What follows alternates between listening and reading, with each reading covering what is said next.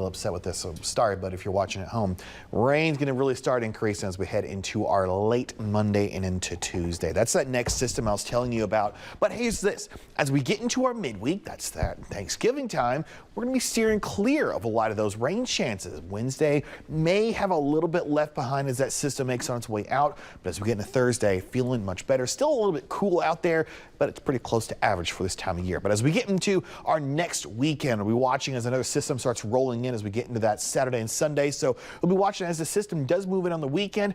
Now, this model right here has been a little antsy, not really seeing a whole lot there, but it's been a little on the timing. That's when see coming in on either that Saturday or Sunday.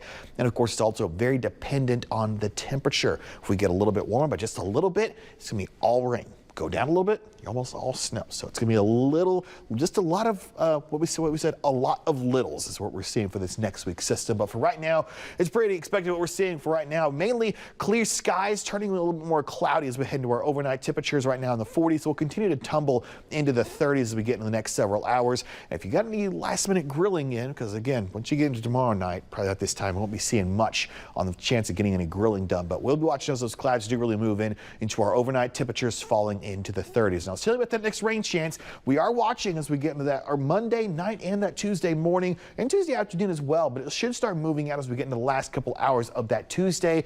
Maybe just a little bit of that wraparound moisture trying to give us something on that Wednesday. There could be a flurry or two in there as we get into our Wednesday. But again, not expecting much in terms of snow for this system. It's really the rain we're watching.